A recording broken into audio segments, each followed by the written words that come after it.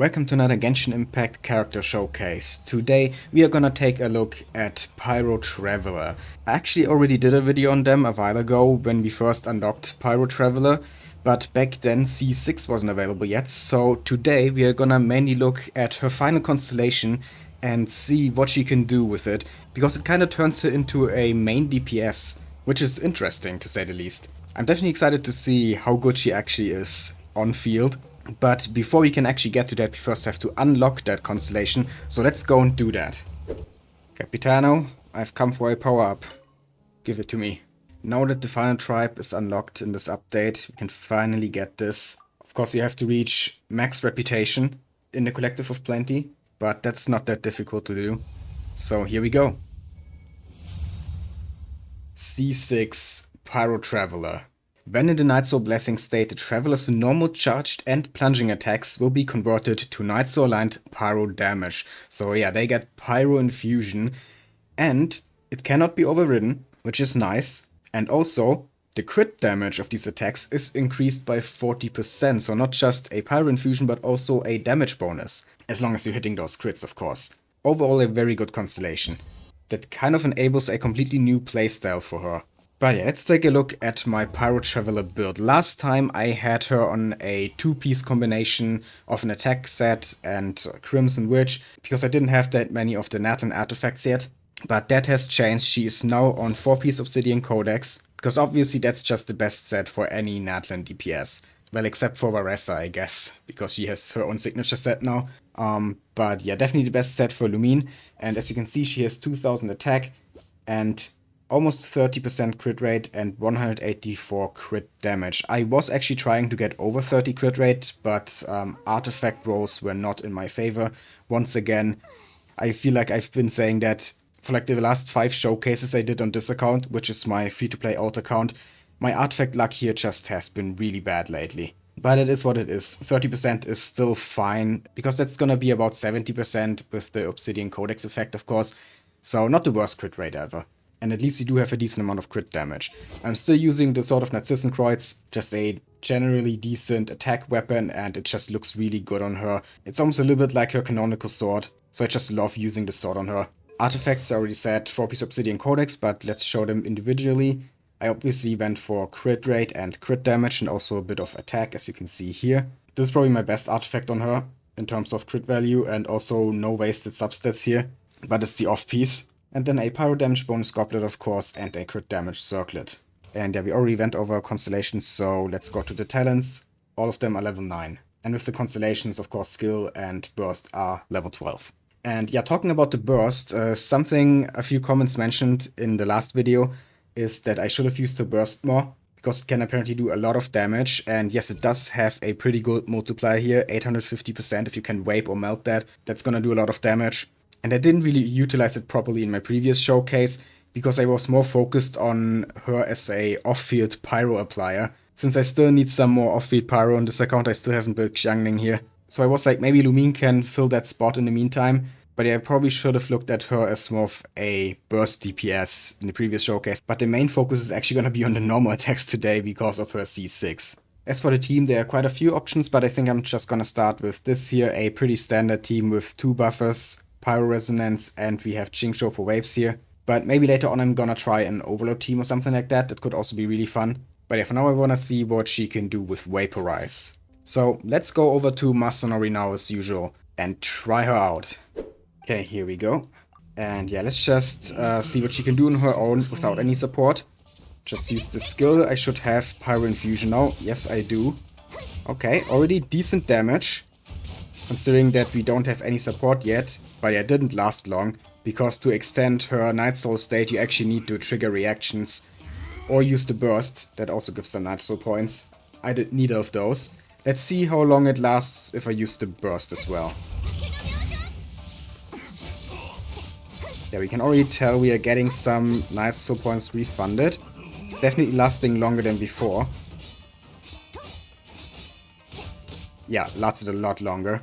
Now we only have to wait like 3 seconds for the skill to come back, but obviously we don't have our burst back yet.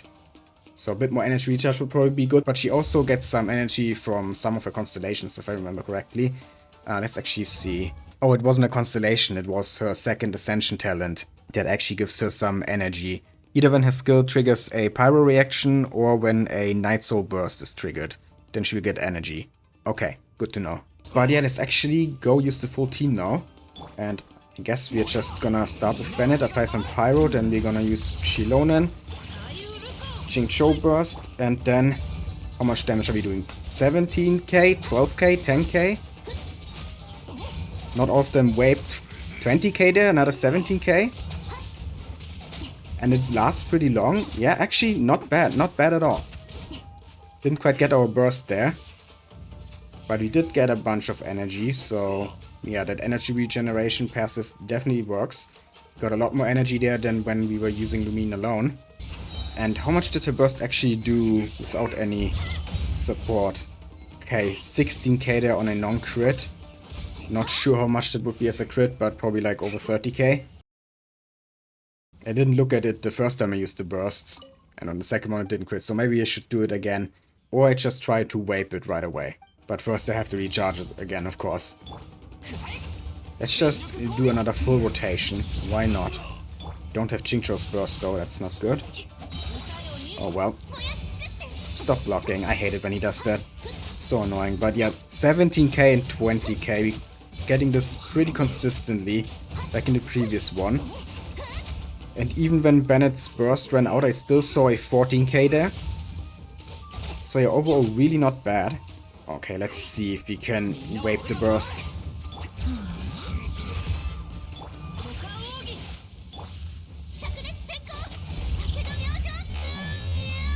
Oh, that was 170k? I think so. Yeah, okay, 170k if I'm not mistaken, that must have been a wape. So actually really good burst damage. On top of the decently strong normal attacks, seems like she can actually do pretty good damage overall while being on field. Yeah, and it's also kind of fun. I like it. Let's see if I can do this again. Reproduce the same result of almost 200k burst damage.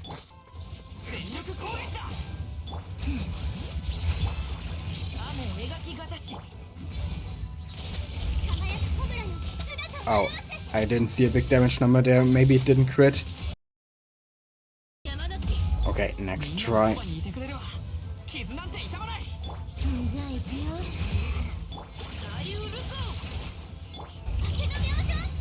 Okay, that was 150k there, if I saw it correctly. So not quite the 170k we got before, but that might be because I didn't use the skill before the burst. So I wasn't in Night Soul state, I think.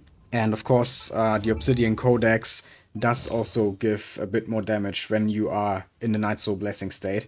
But yeah, 150k, even without the 2-piece Obsidian Codex active, is not bad at all. Now, what about an Overload team? If I just replace Xianyun with Chevreuse and Xingqiu with Fischl, that should actually make for a pretty effective team as well. So yeah, let's go and see. Let's do this first, and I don't have Bennett's burst, which is not good. Now I do have it. Now we just do this, and pretty good damage. Not quite as much as with Wape, but it's definitely not bad. 130k there on the burst, even in Overload. So we don't even need Wape to get over 100k, that's nice. Very nice. Oh, that was already a second HP bar. Okay, we did so much damage that I didn't even realize we weren't on the first HP bar. It was already the second. So I wasted Bennett's burst there. Oh well. Okay, here we go again.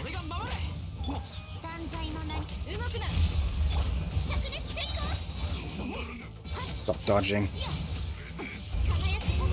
Okay, 126k this time. First HP bar is already gone, but he's locked into his animation. But yeah, still doing very good damage. 17k, yeah. That's actually as much as we did with Wape. Just goes to show once again how good Overload actually is. Thanks to Chevreuse mainly. I'm sounding like a broken record because I say this basically every video. Because lately there have just been so many Electro and Pyro characters and so many Chevreuse banners that I've just done a lot of videos with Overload teams. But yeah, it's just seriously so good. Chevreuse just makes Overload such a good team archetype. And I love it. Now, so far I've only really used the normal attacks, so let's actually try some charge attacks, see how much damage they do. I mean, charge attacks for most characters are usually not that worth it because they're slow. So unless the character is really focused on a charge attack playstyle, usually you shouldn't really use them. But I still want to try and see how much damage she does.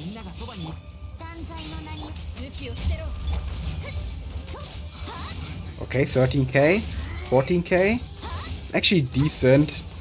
But yeah, the normal attacks do almost as much and are way faster. 19k there. So yeah, I would still say that charge attacks are probably not really worth it, but they're definitely usable. Okay, so far so good. But there's one more thing I really want to try, because I just recently built Xianyun. Where is she? There. And since Lumine also infuses her plunging attacks with Pyro, I kind of want to try a plunge attack playstyle. Now for this, the question is, do I go Xilonen or Qingzhou? Vape or some more support? I actually want to use Xilonen, because Vape can be inconsistent. So let's try this. So I guess we just use Bennett first, then Xilonen, then it would be nice if I had Xianyun's Burst. There we go. And now we plunge. Stop blocking, Masanori. 70k?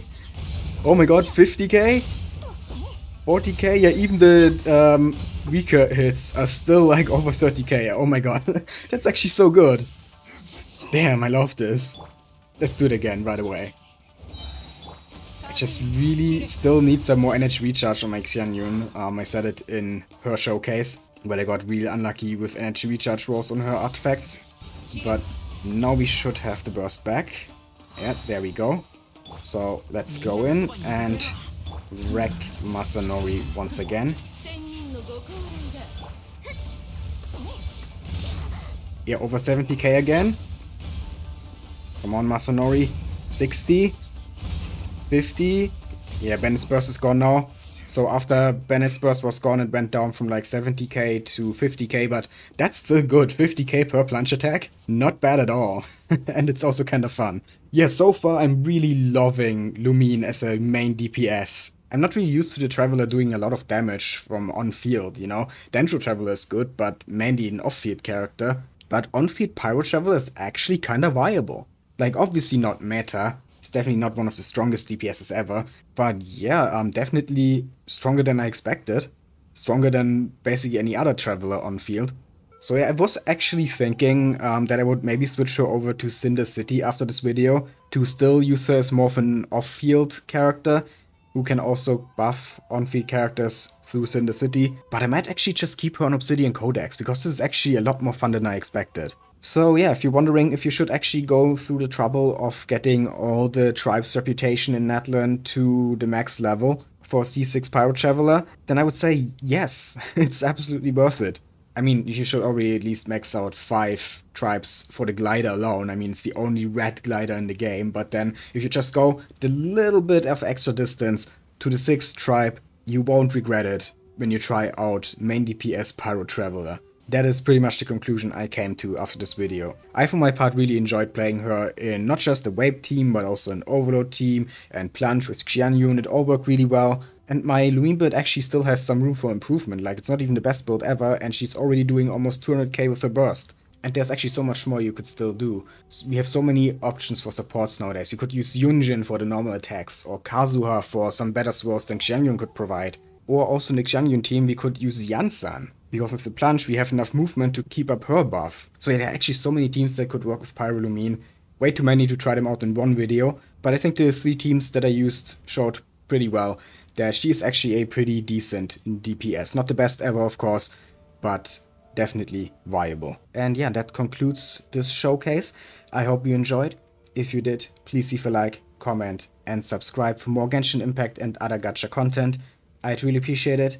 And yeah, have a nice day.